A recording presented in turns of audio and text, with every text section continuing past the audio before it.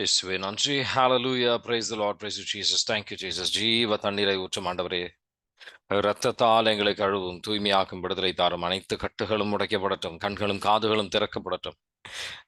ஆவியானவர் எங்கள் ஒவ்வொருத்தருமே பொழிந்தருளும் ஆண்டவரே. Hallelujah. Praise the Lord. Praise you my King. Praise you Savior. Praise you Healer. Praise you Redeemer. இயேசுவே நன்றி. ஹalleluya. Praise the Lord. எங்கள் கண்களுக்கும் எங்கள் பாதைக்கும் ஒளியாக இருக்கட்டும் ஆண்டவரே. இயேசுவே நன்றி. Hallelujah. Praise the Lord. Praise you my King. Praise you Savior. Praise you Healer. Praise you Redeemer. Amen. Mother Mary, intercede for us. Hail Mary, full of grace. The Lord is with thee. Blessed are you amongst women. Blessed is the fruit of thy womb, Jesus. Holy Mary, Mother of God, pray for us sinners, now and at the hour of our death. Amen. இன்றைக்கு 1 அரசர்கள் 11வது அதிகாரத்தில் இருக்கிறோம். 1 அரசர்கள் 11வது அதிகாரத்தில் அதில் பார்த்தீங்கன்னா, என்றைக்கும் விபிலியத்தில் பொய்ன்றது இருக்காது.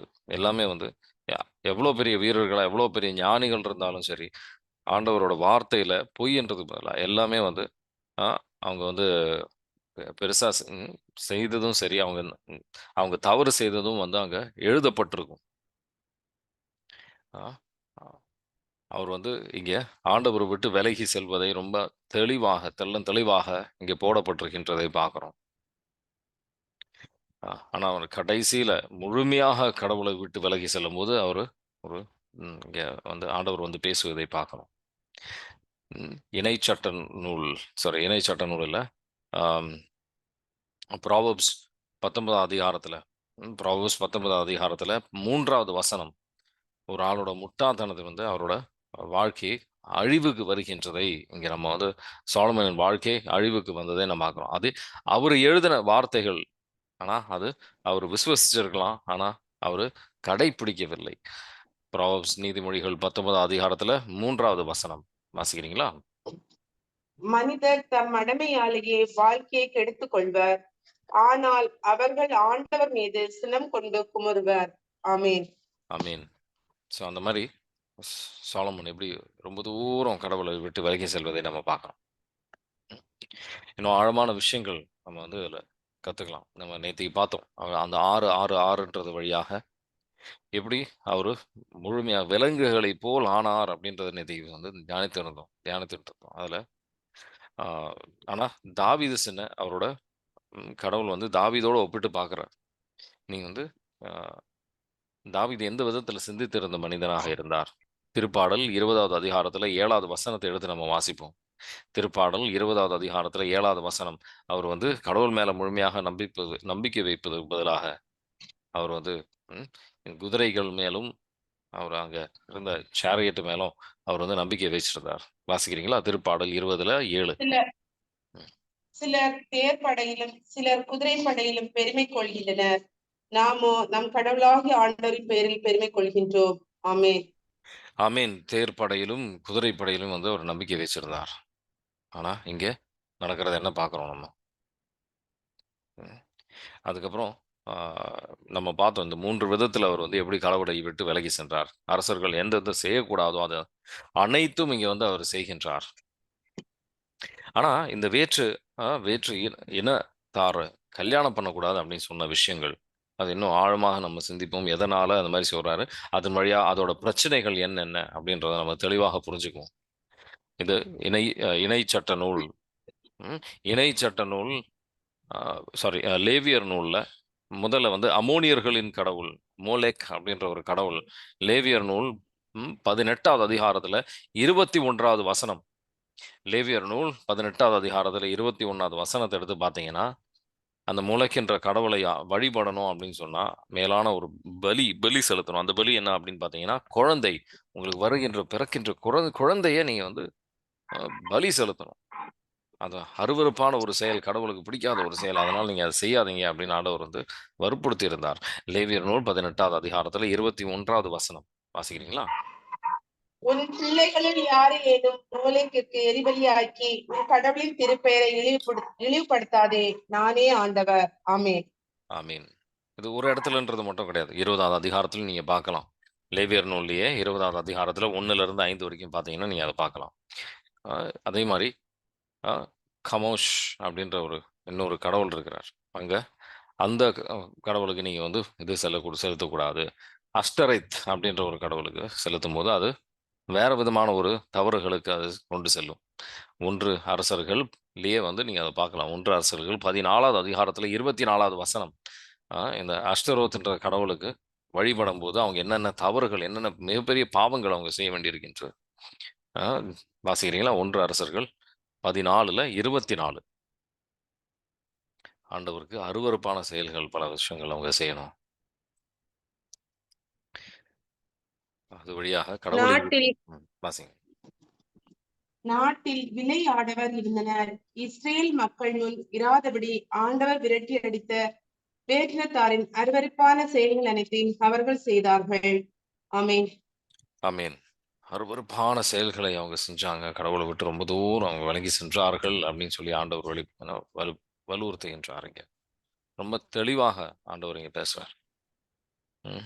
ஆ, மற்ற அந்த கோயில்ல வந்து அ ஆணும், பெண்ணும் வந்து வேசித்தனத்துக்கு வந்து அங்க உள்ளாவாங்க. இணைச்சட்ட நூல்ல அதே ஒரு கடவுளை பத்தி இணைச்சட்ட நூல் 23வது அதிகாரம். இணைச்சட்ட நூல் 23வது அதிகாரத்துல 1லிருந்து 8 வரைக்கும் பார்த்தீங்கன்னா, அத பத்தி இன்னும் தெளிவாக அது ஆண்டவர் எச்சரிக்கை செய்கின்றார். நம்ம அத பார்க்கலாம் நம்ம அதுல. அந்த மாரி வந்து நீங்க ஒரு வாழ்க்கைய வாழக்கூடாது அப்படின்னு சொல்லி வழி நடத்துகின்றார். இணைச்சட்ட நூல் 23ல 1லிருந்து 8 வாசிக்கிறீங்களா? விதையடிக்கப்பட்டவனும் ஆண்குறி அறுக்கப்பட்டவனும் ஆண்டவரின் திருப்பேரவைக்குள் நுழையலாகாது. வேசித்தனத்தால் பிறந்தவன் அவனது 10ஆம் தலைமுறை வரைக்கும் ஆண்டவரின் பேரவைக்குள் நுழையலாகாது. அம்மோனியரும் மோவாபியரும் அவர்களது 10ஆம் தலைமுறை வரைக்கும் அவர்களை சார்ந்த எவரும் எக்காலத்திலும் ஆண்டவரின் திருப்பேரவைக்குள் நுழையக்கூடாது. போதும். ஏனெனில் நீங்கள் இது எகிப்திலிருந்து புறப்பட்ட போதும். இதுலேருந்தே நீங்க வந்து புரிஞ்சுக்கலாம். 10ஆம் தலைமுறை வரைக்கும் அப்படின்னு சொன்னா, கடைசி வரைக்கும் வந்து அவங்க அதுவரைக்கும் அவங்க ஆண்டவரோட பிரசன்னத்துக்கு வரக்கூடாது. அந்த அளவுக்கு வந்து ஒரு அருவருப்பான செயல்கள் இதெல்லாம் அவங்க செய்து கொண்டிருந்தார்கள் அப்படின்னு நம்ம புரிஞ்சுக்கலாம். இதுல இன்னும் நம்ம ஆழமா புரிஞ்சுக்கணும் அப்படின்னு சொன்னா, அந்த அவங்க செய்கின்ற செயல் மட்டும் கிடையாது. ஆண்டவரை அணுகி வரும்போது நம்ம அன்புல அணுகி வருகின்றோம். ஆண்டவர் வந்து எந்த மாரி ஒரு கடவுள்? விடுது விடுதலை பயண நூல் 20வது அதிகாரத்துல 5வது வசனத்தை எடுத்து வாசிப்போம். அவர் எந்த அளவுக்கு நம்மள நேசிக்கின்றார். நம்ம அவரோட அன்பை விட்டு விலகி வேற்று கடவுளுக்கு நம்ம செல்லும்போது, நம்ம செய்கின்ற எவ்வளவு பெரிய ஒரு தவறு அப்படின்றத புரிந்து கொள்ள ஆண்டவர் அழைக்கின்றார். விடுதலை பயண நூல் 20வது அதிகாரத்துல 5வது வசனம் வாசிக்கிறீங்களா? நீ அவைகளை வழிபடவோ அவற்றுக்கு பணிவிடை புரியவோ வேண்டாம். ஏனெனில் உன் கடவுளும் ஆண்டோருமாகிய நான் இதை சகித்துக் கொள்ள மாட்டேன். என்னை புறக்கணிக்கும் மூதாதையரின் பாவங்களை பிள்ளைகள் மேல் 3ஆம் 4ஆம் தலைமுறை மட்டும் தண்டித்து தீர்ப்பேன். ஆமென். ஆமென். ஆனா, நம்ம இதெல்லாம் வந்து பார்க்கும்போது சிலை வழிபாடு இதெல்லாம் நேரடியா நம்ம பார்க்கலாம். ஆனா, பல நேரத்தில் பல நேரத்துல வந்து அ முதல் சிலை என்னவா இருந்தது? அந்த காசு, அப்படி பணம், செல்வாக்கு அதெல்லாம் வந்து தான் முதல் சிலை. அதனால ஆண்டவர் சொல்றாரு, "மனிதனையும் உங்களால செல்வத்தையும் சேவிக்க முடியாது." அப்படின்னு ஆண்டவர் வந்து வலுவுறுத்துகின்றார். "You cannot serve God and mammon" அப்படின்னு சொல்லி போட்டிருக்கு. யூ கேனாட் 2 பேர நம்மளால பணிவிடை செய்ய முடியாது. யாராவது ஒரு ஆள நம்ம வந்து நான் சில பேர் என்ன செய்வாங்கன்னா, எல்லா கடவுளும் நான் வந்து எனக்கு எல்லா கடவுளும் ஒன்று தான் அப்படின்னு. அப்படி இல்ல. முழுமையாக முழு உள்ளத்தோட அவர நாடி வருகின்றவர் மட்டும் தான் ஆண்டவர் ஏற்றுக்கொள்வார். அ அ ம் ஒரு இரு மனதான மனிதர்களை வந்து ஆண்டவர் ஏற்றுக்கொள்ள மாட்டார். அது மத்தேயு 6வது அதிகாரத்துல 24 வாசிக்கிறீங்களா? முழு உள்ளத்தோட அது எல்லாம் கட்டளைகள்ல அவர் போட்டிருக்கிற மிக முக்கியமான ஒரு நிபந்தனை அப்படின்றது இதுதான். முழு உள்ளத்தோட ஆண்டவரை நாடி வாங்க அப்படின்ட்டு. மத்தேயு 6வது அதிகாரத்துல 24 வாசிங்க. எவரும் இரு தலைவர்களுக்கு பணிவிடை செய்ய முடியாது. ஏனெனில் ஒருவரை வெறுத்து மற்றவரிடம் அவர் அன்பு கொள்வார், அல்லது ஒருவரை சார்ந்து கொண்டு மற்றவரை புறக்கணிப்பார். நீங்கள் கடவுளுக்கும் செல்வத்துக்கும் பணிவிடை செய்ய முடியாது. ஆமென். ஆமென். ஆனா சோலமன் என்ன நினைக்கிறாரு? ஆண்டவருக்கு தெரிஞ்சும் தெரியாமலும் ஆன்மீக வாழ்க்கை அப்படின்றது ஒரு ஸ்லோப் மாரி. நம்ம வந்து ஒண்ணு மேல போய்க்கிட்டு இருக்கோம். ஆண்டவரை நோக்கி நம்ம வந்து மேல அந்த மலையை நோக்கி ஆண்டவரை நோக்கி நம்ம பயணம் செய்து கொண்டிருக்கின்றோம். இல்ல நம்ம அங்க நின்று நம்ம இந்த விஷயத்தும் இதுவும் வேணும், அதுவும் வேணும் அப்படின்னு சொல்லி பல பொருட்களை வேணும் அப்படின்னு சொல்லி பல விஷயங்கள் ஆசைப்பட்டு கடவுளை விட்டு விலகி நம்ம சென்று கொண்டிருக்கின்றதை நம்ம மறந்துடுறோம். தெரியுதுங்க, புரிஞ்சுக்கிறது கிடையாது நம்ம. சோலமனின் வாழ்க்கையில நடந்தது அதுதான். ஒரு விஷயத்த செல்வாக்கு செல்வத்தை பிடித்தார். அதுக்கப்புறம் வந்து மற்றொரு ம், அதிகாரம், அந்த பதவி, அந்த ஒரு வலு வலிமை எல்லார் முன்னாடியும் வந்து பேருக்காக. அதுக்கப்புறம் வந்து பலவிதமான அவரு அந்த மனைவிகளை அவரு நேசிக்க ஆரம்பிச்சாரு. கடவுளை விட்டு அவரு அடுத்த படியில நான் ஆண்டவரே உங்கள அணுகி இன்னும் வருவதற்கு நான் என்ன செய்யணும்? அப்படின்னு யோசிக்கிறதுக்கு பதிலா, இன்னும் அணுகி வருவதற்கு என்ன என் வாழ்க்கையில என்ன தடை? அப்படின்னு வந்து புரிஞ்சுக்கிறதுக்கு பதிலாக, இன்னும் உங்கள அன்பு செய்வதற்கு நான் என்ன செய்யணும்? அப்படின்னு வந்து புரிஞ்சுக்கிறதுக்கு பதிலாக, இந்த உலக விஷயத்துல வந்து அவரு நிறைவடைய ஆரம்பிச்சுட்டார். அந்த நிறைவடைய ஆரம்பிக்கும்போது வருகின்ற பிரச்சனைகள் தான் நம்ம இங்க பார்க்கிறோம். அதுல ஒரு சந்தோஷத்தை வந்து அவரு ம் பார்த்துக்கிட்டு இருந்தார். அது அவரு சொல்றார், அந்த மனைவிகளை அன்பு செய்திருந்தார் அப்படின்னு போட்டிருக்கும். எதை நம்ம அன்பு செய்கின்றோமோ, அதோட ஒரு அடிமையாக நம்ம மாறிக்கொண்டிருக்கின்றோம். "To love is to be transformed into what we love" அப்படின்னு சொல்லுவாங்க. நம்ம நேசிப்பதை போல் நம்ம வந்து எந்த எந்த விஷயத்த நம்ம நேசிக்கின்றோமோ, அதை போல் நம்ம மாறிக்கொண்டு வருவோம் அப்படின்னு சொல்லுவாங்க. அதனால தான் இந்த விலகை போல் அவர் மாறிக்கொண்டு வந்தார் அப்படின்றத நம்ம தியானித்தோம். அது மட்டும் இல்ல. நம்ம கடவுளை அன்பு செய்கின்றோம், கடவுளை நேசிக்கின்றோம், கடவுளை போல் நம்ம மாறுவோம். அவரைப் போல் நம்ம வந்து மாறுவதற்கு வாய்ப்பு உண்டு. எதை நம்ம நேசிக்க ஆசைப்படுறோம்? கலாத்தியர் 2வது அதிகாரத்துல 20வது வசனத்த வந்து நம்ம ஆழமாக புரிந்து கொள்ளலாம். கலாத்தியர் 2வது அதிகாரத்துல 20வது வசனம் வாசிக்கிறீங்களா?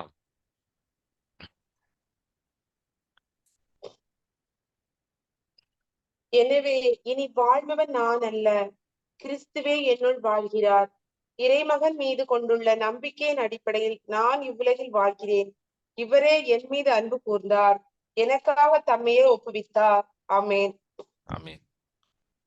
இனி வாழ்வது நான் அல்ல, இயேசு கிறிஸ்து என்னில் வாழ்கின்றார் அப்படின்னு வந்து ஆணித்தனமாக பவுல் அடிகளார் சொல்றார். நம்மளால வந்து எந்த அளவுக்கு ஆண்டவர் நம்மளோட நம்ம நம்ம உள்ளத்திலும், நம்ம வாழ்க்கையிலும் நம்ம பிரதிபலிக்கின்றோம் அப்படின்னு சிந்திக்க ஆண்டவர் அழைக்கின்றார். பல நேரத்துல நம்ம வந்து நம்ம புரிந்துக்காத விஷயம் என்ன அப்படின்னு சொன்னா, நமக்குள்ள ஒரு பணிவிடை செய்கின்ற ஒரு ஆசை இருக்கின்றது. நம்ம எதை நேசிக்கின்றோமோ நம்ம அத பணிவிடை செய்வோம். அதான் வந்து இங்க பார்த்துட்டு இருக்கிறோம். அவர் வந்து அந்த அந்த அவரு வந்து அன்பு செய்தார். அதனால அவர் அவங்களுக்காக இந்த பல சிலைகளை, பல விஷயங்கள அவர் வந்து செய்ய ஆரம்பிக்கின்றார். சாலமன். இந்த சிலைகளை வைப்பது வழியாக அவரு செய்த ஒரு மிகப்பெரிய ஒரு தவறு என்ன அப்படின்னு பார்த்தீங்கன்னா, மற்றவர்களுக்கு அந்த அவரோட ராஜ்யத்துல இருக்கின்ற அனைவரையும் வந்து தவறான பாதையில் அவர் சென்று அழைத்து சென்றார். மிகப்பெரிய ஒரு பாவம் அப்படின்றது ஸ்கேண்டல், இங்கிலீஷ்ல வந்து ஸ்கேண்டல் அப்படின்னு சொல்லுவாங்க. பல பேரை வந்து தவறான பாதைக்கு அவரு கொண்டு சென்றார். அவர் செய்த ஒரு பாவத்தினால. இன்னொரு விஷயம் ஆண்டவர் நினைவுபடுத்துகின்ற விஷயம் என்னன்னா, ம் யார் வந்து சாத்தான் வந்து யாரை வந்து அவன் கீழ அந்த பாவத்துல விழ வைக்கணும்னு ஆசைப்படுவான் அப்படின்னு சொன்னா, இந்த மேல் தளத்தில் இருக்கின்ற இந்த பதவியில இருக்கின்றவர். அவங்களுக்காக ஜெபிக்கணும்னு சொல்லுவாங்க. விவிலியத்துல போட்டிருக்கும் பல இடத்துல. இந்த அ யாரெல்லாம் வந்து நல்ல பதவியில ஆ நல்ல ம் ஒரு பிஷப்பா இருக்கலாம். போப்பாண்டவர் அவங்கலாம் ஜெபிக்கணும் அப்படின்ற ஒரு காரணம் இதுதான். அவங்கள வந்து எப்படி பாவத்துல விழ வைக்கலாம் அப்படின்னு சொல்லி இன்னும் அதிகமான ஒரு முயற்சி எடுக்கின்றவர். இவங்களுக்கு எதிராக. சாலமன் விழுவதன் அ விழுவதன் வழியாக, அவர் செய்கின்ற பாவத்தின் வழியாக, எஸ்றா காலகட்டத்திலயும் சரி, நெகேமியா காலகட்டத்திலயும் சரி, அவங்களும் வந்து அந்த காலகட்டத்தில இந்த பாவத்திற்கு உள்ளாவாங்க. மற்றவங்களோட இந்த ம் வேற்றினத்தாரோட அ அவங்க வந்து கல்யாணம் செய்வோம். அது வழியாக பல தவறுகள் நடக்கும். எஸ்றாவின் புத்தகம் 9வது அதிகாரத்தில 2வது வசனம் எடுத்து வாசிக்கிறீங்களா? அங்க தெளிவாக போட்டிருக்கும். எப்படி வந்து கடவுளை விட்டு பல பேர் விலகி செல்கின்றார்கள் அப்படின்ட்டு. எஸ்றாவின் புத்தகம் ஏ- 9வது அதிகாரத்தில 2வது வசனம் வாசிக்கிறீங்களா? ஏனெனில் அவர்கள் தங்களுக்கும் தங்கள் புதல்வர்களுக்கும் அவர்களுடைய புதல்வியரை மனைவியராக எடுத்துக்கொண்டனர். எனவே புனித இனம் வேற்று நாட்டு மக்களோடு கலக்கப்பட்டது. இந்த பற்றுறுதியின்மைக்கு அதிகாரிகளும் ஆளுநர்களுமே முதற் காரணம் ஆவர் என்று கூறினார்கள். ஆமீன். ஆமென். ஆளுநர்களே வந்து அவங்க தான் வந்து முதல் காரணம்.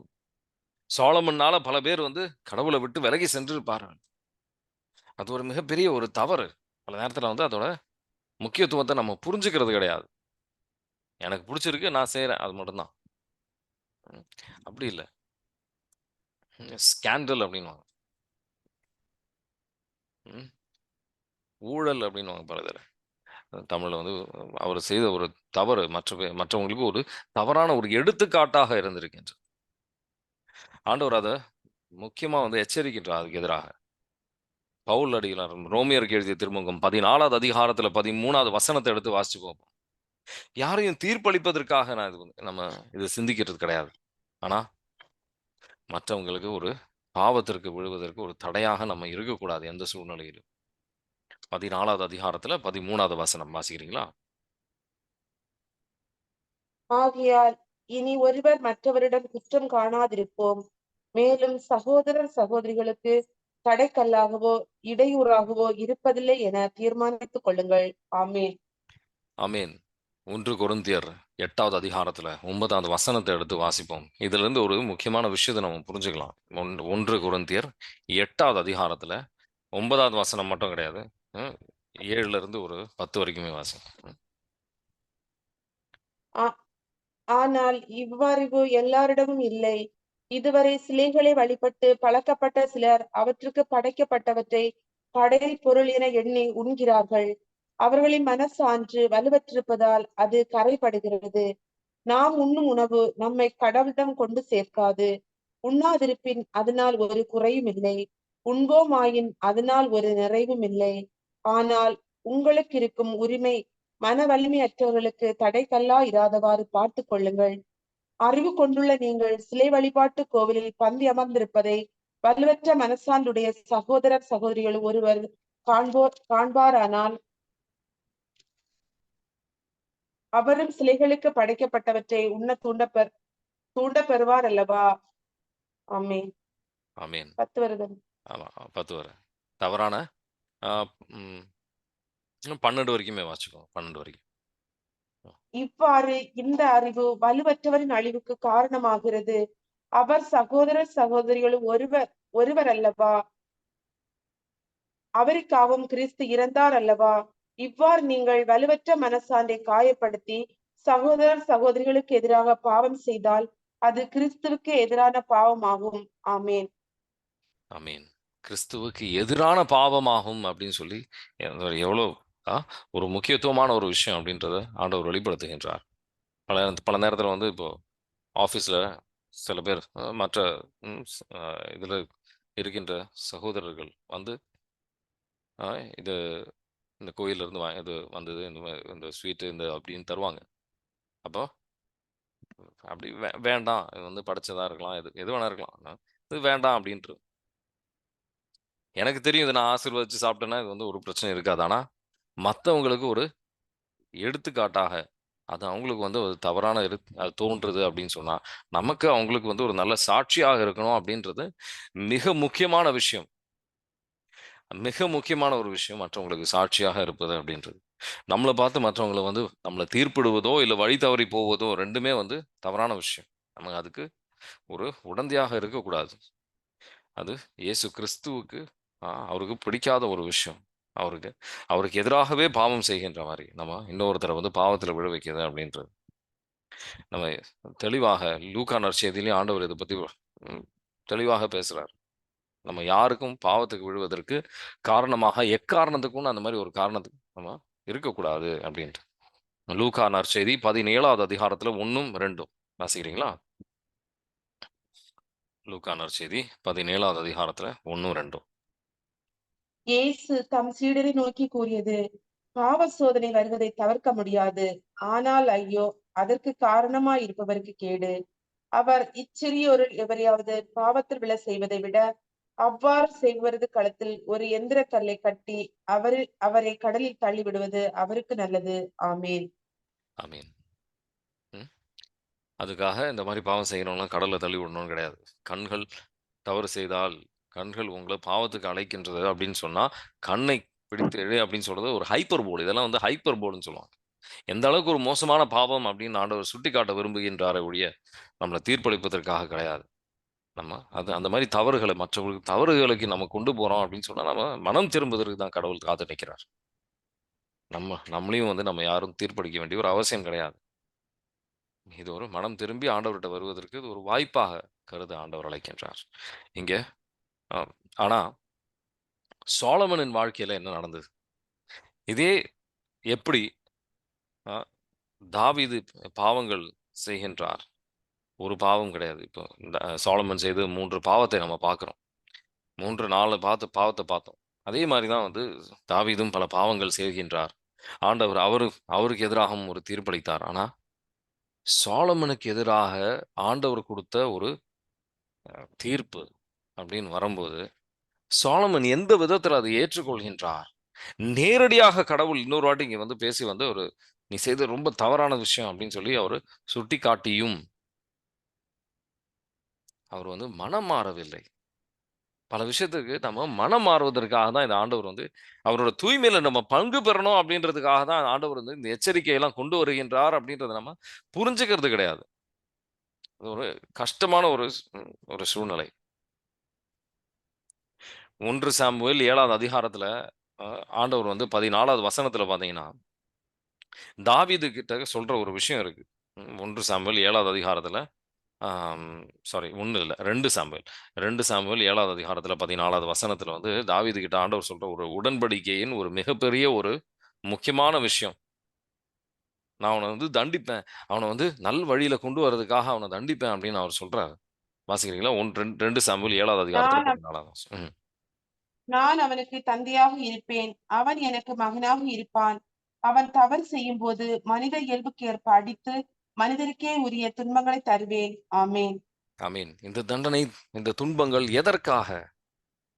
மனம் திரும்பி நம்ம ஆண்டவரோட பிள்ளைகளாக அவரோட தூய்மையில் பங்கு பெறுவதற்காக. அ அந்த தூய்மையில் நம்ம பங்கு பெறுவதற்காக அத வந்து ஆண்டவர் வந்து இதெல்லாம் அனுமதிக்கின்றார். பல பல நேரத்தில அது வந்து நம்ம புரிஞ்சுக்கிறது கிடையாது. அத வந்து ஏற்றுக்கொள்கின்றோம். ஏற்றுக்கொண்டு நம்ம அத வாழ்ந்து கொண்டிருக்கிறோம். அப்படி இல்ல. ஆண்டவரே இந்த பிரச்சனை எதனால? அப்படின்னு சொல்லி ஆண்டவர் மனம் திரும்புவதற்காக நம்ம யோசிக்கணும். எனக்கு இந்த பாவத்திலருந்து என்னால வெளிய வர முடியாது. நான் இந்த பாவத்தின் அடிமை அப்படின்னு சொல்லி சாலமன் வந்து அத பத்தி யோசிக்கவே இல்ல. அத பத்தி தியானிக்கவில்லை.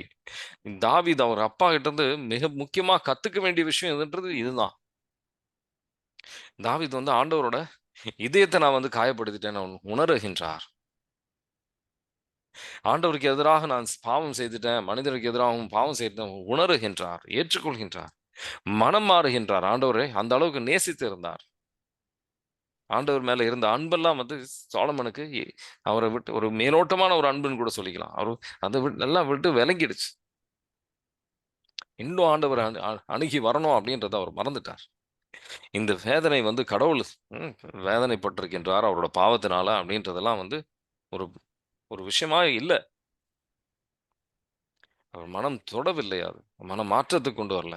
எபிரெயர் 12வது அதிகாரத்துல எதற்காக இந்த தண்டனைகள்லாம்? எதற்காக இது? வேற எதுக்காகவும் கிடையாது.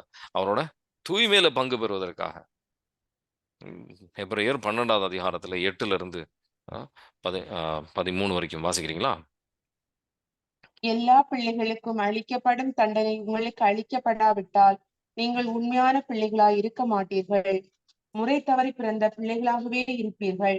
இவ்வுலக தந்தையர் நம்மை தண்டித்து திருத்தினார்கள். நாமும் அவர்களுக்கு மதிப்பு கொடுத்து வந்தோம். அவ்வாறாயின் விண்ணக தந்தைக்கு நாம் எவ்வளவோ பணிந்து வாழ வேண்டுமன்றோ? மேலும் இவ்வுலக தந்தையர் தங்களுக்கு நலமென தோன்றின வகையில் சிறிது காலம் நம்மை தண்டித்து திருத்தினார்கள். ஆனால் கடவுள் நமது நலனுக்காக நாமும் அவருடைய தூய்மையில் பங்கு கொள்ள வேண்டும் என்பதற்காகவே நம்மை தண்டித்து திருத்துகிறார். இவ்வாறு திருத்தப்படுவது இப்போது மகிழ்ச்சிக்குரியதாய் இராமல் துயரத்திற்குரியதாகவே தோன்றும். ஆனால் பின்னர் இவ்வாறு பயிற்சி பெற்றவர்கள் அமைதியையும் நேர்மையான வாழ்வையும் பயனாக பெறுவர். எனவே தளர்ந்து போன கைகளை திடப்படுத்துங்கள், தள்ளாடும் முழங்கால்களை உறுதிப்படுத்துங்கள். நீங்கள் நேர்மையான பாதையில் நடந்து செல்லுங்கள். அப்போதான் ஊனமாய் போன கால் மூட்டு பிசகாமல் குணமடையும். ஆமேன். ஆமென். குணமடையும். நம்ம குணம் பெறுவோம். குணம் இந்த தருவதற்காக தான் ஆண்டவர் வந்து நம்மள தேடி வருகின்றார். இந்த சுகம் தருவதற்காக தான் ஆண்டவர் நம்மள தேடி வருகின்றார்.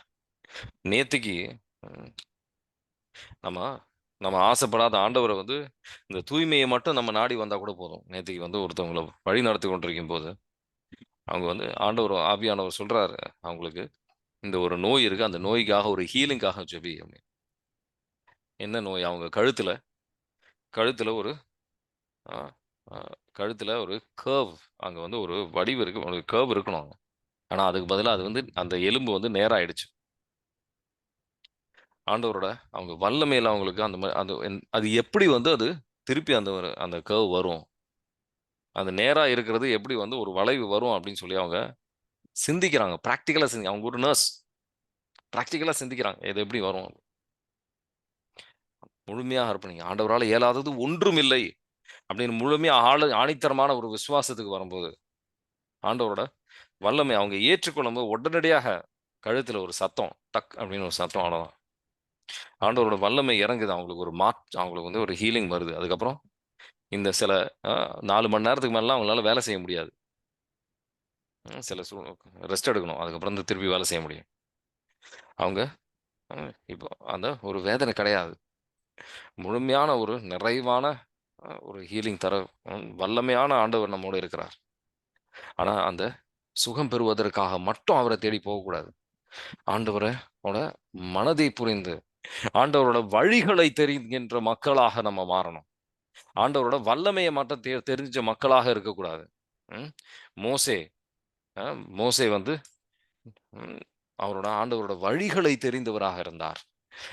அதுக்கு முக்கியத்துவம் நம்ம குடுக்கணும். திருப்பாடல் 103 7வது வசனம் எடுத்து வாசிச்சு பாருங்க. ரொம்ப முக்கியமான வசனம். பல பேர் வந்து ஆண்டவரோட அவருக்கு வல்லமை இருக்கு. அவர்ட்ட ஜெபிச்சா எல்லாம் நடக்கும் தெரியும். ஆனா, அவரோட வழிகள் எந்த விதத்தில் இந்த வல்லமை நம்ம வாழ்க்கையில இறங்கி வரும் அப்படின்னு தெரியுமா? அதுதான் இங்க கேள்வி. 103ல 7வது வசனம் வாசிக்கிறீங்களா? அவர் தம் வழிகளை மோசேக்கு வெளிப்படுத்தினார். அவர் தம் செயல்களை இஸ்ரேல் மக்கள் காணும்படி செய்தார். ஆமென். ஆமென். ஹalleluya. ஜெபிங்க. ஆண்டவரே உங்க வழிகளை தெரிந்த மக்களாக மாற, உங்களை முழு முழு முழு உள்ளத்தோட நேசிக்கின்ற மக்களாக மாற, வாழ்க்கையில இருக்கின்ற அனைத்து பிரச்சனைகளிலும் உங்க உள்ளத்தை நாடி வருகின்ற மக்களாக, ஆண்டவரே எதனால இந்த பிரச்சனைகள்? ஆண்டவரே எது எந்த நான் எந்த தவறுனால இந்த பிரச்சனைகள் நான் வந்து அனுபவிக்கின்றேன்? இது ஆண்டவரின் வல்லமை நம்ம வாழ்க்கையில பிரதிபலிப்பதற்காக கூட இருக்கலாம். ஆண்டவர் இரத்தத்தால் எங்களை கழுவும், எங்களை தூய்மையாக்கும், எங்களை விடுதலை தாரும், அனைத்து கட்டுகளும் உடைக்கப்படுத்தும் ஆண்டவரே. இந்த மனதாக உங்களை நாடி வருகின்ற மக்களாக இல்லாமல், முழு உள்ளத்தோட உங்களை நாடி வருகின்ற மக்களாக எங்களை ஒவ்வொருத்தரையும் மாற்றும் ஆண்டவரே. உங்கள் வழிகளை தேடி வருகின்றோம். உங்க வழிகளை புரிந்து கொண்டு, நீங்க காட்டுகின்ற பாதையில் செல்கின்ற மக்களாக, எவ்வளவு ஒரு கஷ்டமான பாதையாக இருந்தாலும், ம், அதை நோக்கி பயணம் செய்கின்ற மக்களாக எங்களை மாற்றும் ஆண்டவரே. இரத்தத்தால எங்களை கழுவும், தூய்மையாக்கும், விடுதலை தாரும், அனைத்து கட்டுகளும் உடைக்கப்படுத்தும் ஆண்டவரே. சமாதானத்தின் ஆவி ஊடுருவி செல்லட்டும். Receive the peace of Christ in the name of Jesus, I pray. Amen. Peace be with you. God bless you.